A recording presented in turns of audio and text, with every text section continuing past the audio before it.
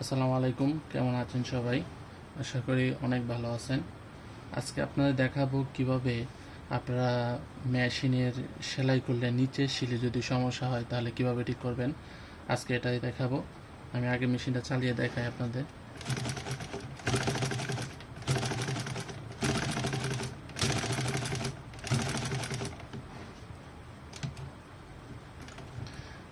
এখন নিচের সেলাইটা দেখবো যে কেমন হয়। দেখেন,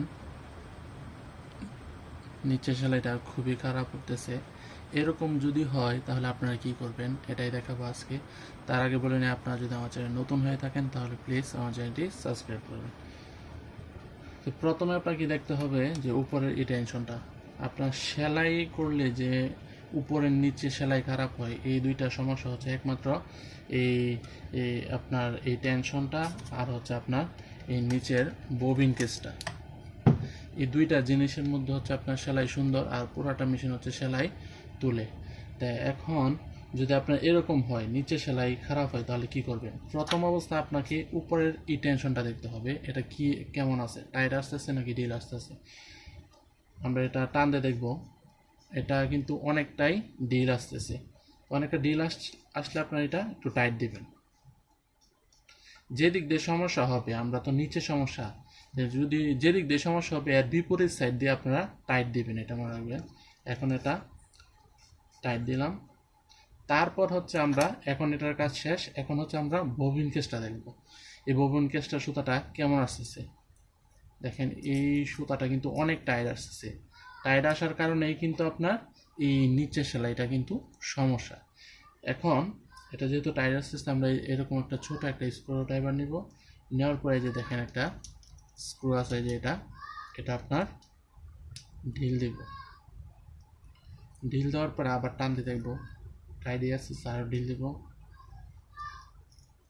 হ্যাঁ, এখন লুজ আছে, এখন ঠিক আছে। এখন আমরা এটা মেশিনে আগে দেখি এখন সেলাইটা কেমন হয়।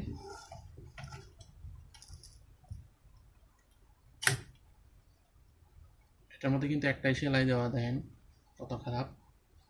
এখন আমরা এটার সাথে আরেকটা দেব। এখন তো আমরা কাজটা করলাম, এখন দেখি এই অবস্থা।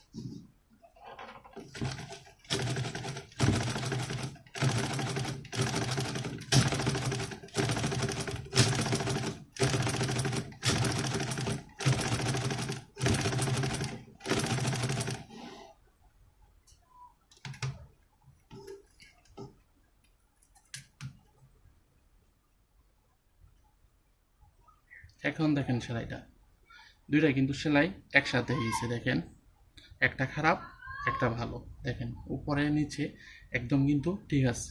এটা কিন্তু খুবই সিম্পল। আপনারা মনে রাখবেন সবসময়, যে দিক দিয়ে সমস্যা হবে এদিক দিয়ে কিন্তু সুতাটা মনে করবেন টাইট আছে। আমরা কিন্তু নিচের সেলাইটা কিন্তু খারাপ উঠছিল, আমরা কিন্তু দেখছিলাম যে নিচের ববিন কেসের নাটটা টাইট, তাই ঢিল দিচ্ছি আর এটা টাইট দিচ্ছি, হয়ে গেছে। এরকমভাবে আপনারা যদি চান তাহলে কিন্তু আপনারা ঠিক করতে পারবেন এরকম সমস্যা হলে। আর যদি যারা না পারেন তারা অবশ্যই আমাকে নক দিবেন, আমি আপনাদের দেখিয়ে দেবো। আর আজকের ভিডিও পর্যন্তই। পরবর্তী ভিডিও আসা পর্যন্ত ভালো থাকবেন, সুস্থ থাকবেন। আসসালামু আলাইকুম।